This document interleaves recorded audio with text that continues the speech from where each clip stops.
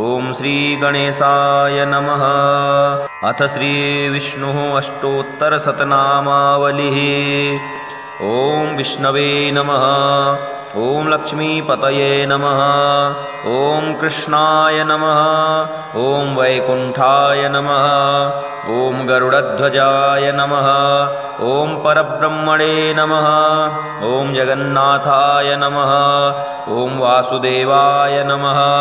ओम त्रिविक्रमाय नमः। ओम दैत्यान्तकाय नमः।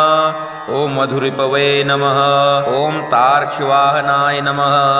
ओम सनातनाय नमः। ओम नारायणाय नमः। ओम पद्मनाभाय नमः। ओम ऋषिकेशाय नमः। ओम सुधाप्रदाय नमः। ओम माधवाय नमः। ओम पुंडरीकाक्षाय नमः। ओम स्थितिकर्त्रे नमः। ओम परात्पराय नमः। ओम वनमालिने नमः। ओम यज्ञरूपाय नमः। ओम चक्रपाणये नमः। ओम गदाधराय नमः। ओम उपेन्द्राय नमः। ओम केशवाय नमः। ओम हंसाय नमः। ओम समुद्रमथनाय नमः। ओम हरये नमः। ओम गोविन्दाय नमः। ओम ब्रह्मजनकाय नमः। ओम कैटभासुरमर्दनाय नमः। ओम श्रीधराय नमः। ओम कामजनकाय नमः। ओम शेषशायिने नमः। ओम चतुर्भुजाय नमः। ओम पांचजन्यधराय नमः। ओम श्रीमते नमः। ओम सारंगपाणये नमः। ओम जनार्दनाय नमः। ओम पीताम्बरधराय नमः। ओम देवाय नमः। ओम सूर्यचंद्रविलोचनाय नमः। ओम मत्स्यरूपाय नमः। ओम कूर्मतनवे नमः। ओम क्रोडरूपाय नमः। ओम नृकेसरिणे नमः। ओम वामनाय नमः। ओम भार्गवाय नमः। ओम रामाय नमः। ओम बलिने नमः। ओम कल्किने नमः। ओम हयाननाय नमः। ओम विश्वम्भराय नमः। ओम शिशुमाराय नमः। ओम श्रीकराय नमः। ओम कपिलाय नमः। ओम ध्रुवाय नमः। ओम दत्तात्रेयाय नमः। ओम अच्युताय नमः। ओम अनंताय नमः। ओम मुकुंदाय नमः। ओम दधिवामनाय नमः। ओम धन्वन्तरये नमः। ओम श्रीनिवासाय नमः। ओम प्रद्युम्नाय नमः। ओम पुरुषोत्तमाय नमः। ओम श्रीवत्सकौस्तुभधराय नमः। ओम मुरारातये नमः। ओम अधोक्षजाय नमः। ओम ऋषभाय नमः। ओम मोहिनीरूपधारिणे नमः। ओम संकर्षणाय नमः। ओम पृथवे नमः। ओम क्षीराब्धिसायिने नमः। ओम भूतात्मने नमः। ओम अनिरुद्धाय नमः। ओम भक्तवत्सलाय नमः। ओम नराय नमः। ओम गजेन्द्रवरदाय नमः। ओम त्रिधाम्ने नमः। ओम भूतभावनाय नमः। ओम श्वेतद्वीपसुवास्तव्याय नमः। ओम सनकादिमुनिधेयाय नमः। ओम भगवते नमः। ओम शंकरप्रियाय नमः। ओम नीलकांताय नमः। ओम धराकांताय नमः। ओम वेदात्मने नमः। ओम बादरायणाय नमः। ओम पद्माय नमः। ओम सतां प्रभवे नमः। ओम स्वयंभुवे नमः। ओम विभवे नमः। ओम घनश्यामाय नमः। ओम जगत्कारणाय नमः। ओम अव्ययाय नमः। ओम बुद्धावताराय नमः। ओम शांतात्मने नमः। ओम लीलामानुषविग्रहाय नमः। ओम दामोदराय नमः। ओम विराट रूपाय नमः। ओम भूतभव्यभवत्प्रभवे नमः। ओम आदिदेवाय नमः। ओम देवदेवाय नमः। ओम प्रह्लाद परिपालकाय नमः। ओम श्री महाविष्णवे नमः। ओम विष्णवे नमः। ओम लक्ष्मीपतये नमः। ओम कृष्णाय नमः। ओम वैकुंठाय नमः। ओम गरुडध्वजाय नमः। ओम परब्रह्मणे नमः। ओम जगन्नाथाय नमः। ओम वासुदेवाय नमः। ओम त्रिविक्रमाय नमः। ओम दैत्यान्तकाय नमः। ओम मधुरिपवे नमः। ओम तार्क्ष्यवाहनाय नमः। ओम सनातनाय नमः। ओम नारायणाय नमः। ओम पद्मनाभाय नमः। ओम ऋषिकेशाय नमः। ओम सुधाप्रदाय नमः। ओम माधवाय नमः। ओम पुंडरीकाक्षाय नमः। ओम स्थितिकर्त्रे नमः। ओम परात्पराय नमः। ओम वनमालिने नमः।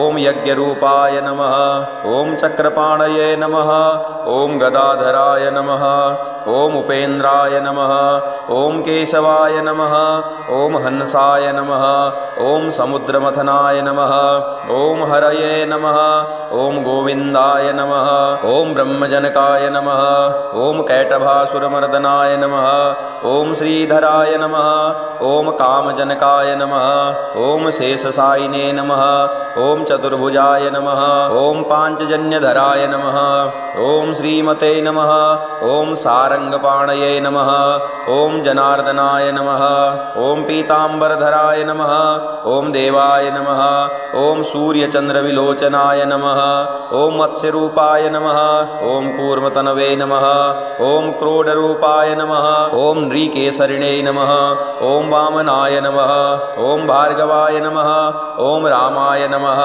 ॐ बलिने नमः ॐ कल्किने नमः ॐ हयाननाय नमः ॐ विश्वम्भराय नमः ॐ शिशुमाराय नमः ॐ श्रीकराय नमः ॐ कपिलाय नमः ॐ ध्रुवाय नमः ॐ दत्तात्रेयाय नमः ॐ अच्युताय नमः ॐ अनन्ताय नमः ॐ मुकुन्दाय नमः ॐ दधिवामनाय नमः ॐ धन्वन्तरये नमः ॐ श्रीनिवासाय नमः ॐ प्रद्युम्नाय नमः ॐ पुरुषोत्तमाय नमः ॐ श्रीवत्सकौस्तुभधराय नमः ॐ मुरारातये नमः ॐ अधोक्षजाय नमः ॐ ऋषभाय नमः ॐ मोहिनीरूपधारिणे नमः ॐ सङ्कर्षणाय नमः ॐ पृथवे नमः ॐ क्षीराब्धिसायिने नमः ॐ भूतात्मने नमः ॐ अनिरुद्धाय नमः ॐ भक्तवत्सलाय नमः ॐ नराय नमः ॐ गजेन्द्रवरदाय नमः ॐ त्रिधाम्ने नमः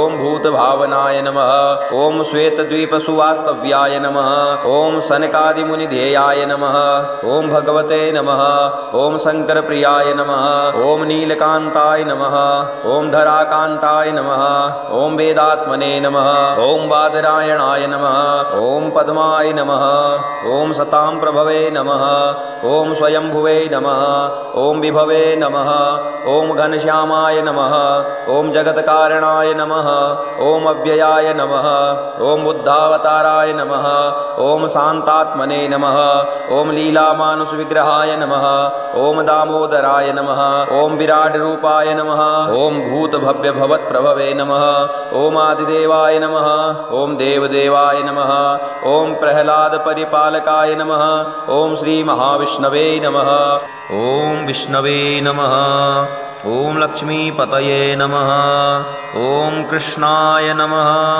ॐ वैकुण्ठाय नमः ॐ गरुडध्वजाय नमः ॐ परब्रह्मणे नमः ॐ जगन्नाथाय नमः ॐ वासुदेवाय नमः ॐ त्रिविक्रमाय नमः ॐ दैत्यान्तकाय नमः ॐ मधुरिपवे नमः ॐ तार्क्ष्यवाहनाय नमः ॐ सनातनाय नमः ॐ नारायणाय नमः ॐ पद्मनाभाय नमः ॐ ऋषिकेशाय नमः ॐ सुधाप्रदाय नमः ॐ माधवाय नमः ॐ पुण्डरीकाक्षाय नमः ॐ स्थितिकर्त्रे नमः ॐ परात्पराय नमः ॐ वनमालिने नमः ॐ यज्ञरूपाय नमः ॐ चक्रपाणये नमः ॐ गदाधराय नमः ॐ उपेन्द्राय नमः ॐ केशवाय नमः ॐ हंसाय नमः ॐ समुद्रमथनाय नमः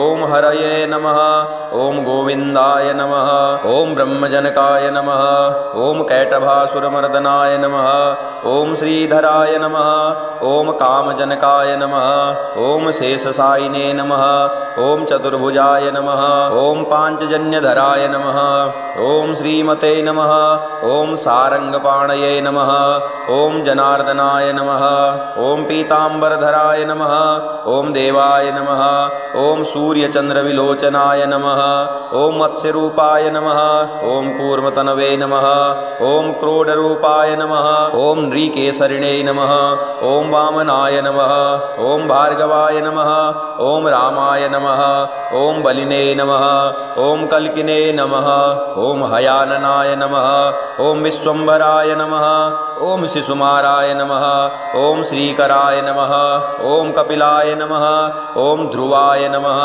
ॐ दत्तात्रेयाय नमः ॐ अच्युताय नमः ॐ अनन्ताय नमः ॐ मुकुन्दाय नमः ॐ दधिवामनाय नमः ॐ धन्वन्तरये नमः ॐ श्रीनिवासाय नमः ॐ प्रद्युम्नाय नमः ॐ पुरुषोत्तमाय नमः ॐ श्रीवत्सकौस्तुभधराय नमः ॐ मुरारातये नमः ॐ अधोक्षजाय नमः ॐ ऋषभाय नमः ॐ मोहिनीरूपधारिणे नमः ॐ संकर्षणाय नमः ॐ पृथवे नमः ॐ क्षीराब्धिसायिने नमः ॐ भूतात्मने नमः ॐ अनिरुद्धाय नमः ॐ भक्तवत्सलाय नमः ॐ नराय नमः ॐ गजेन्द्रवरदाय नमः ॐ त्रिधाम्ने नमः ॐ भूतभावनाय नमः ॐ श्वेतद्वीपसुवास्तव्याय नमः ॐ सनकादिमुनिधेयाय नमः ॐ भगवते नमः ॐ शङ्करप्रियाय नमः ॐ नीलकान्ताय नमः ॐ धराकान्ताय नमः ॐ वेदात्मने नमः ॐ बादरायणाय नमः ॐ पद्माय नमः ॐ सतां प्रभवे नमः ॐ स्वयंभुवे नमः ॐ विभवे नमः ॐ घनश्यामाय नमः ॐ जगत्कारणाय नमः ॐ अव्ययाय नमः ॐ बुद्धावताराय नमः ॐ शान्तात्मने नमः ॐ लीलामानुषविग्रहाय नमः ॐ दामोदराय नमः ॐ विराटरूपाय नमः ॐ भूतभव्यभवत्प्रभवे नमः ॐ आदिदेवाय नमः ॐ देवदेवाय नमः ॐ प्रह्लादपरिपालकाय नमः ॐ श्रीमहाविष्णवे नमः ॐ श्रीलक्ष्मीनारायणाभ्यां नमः।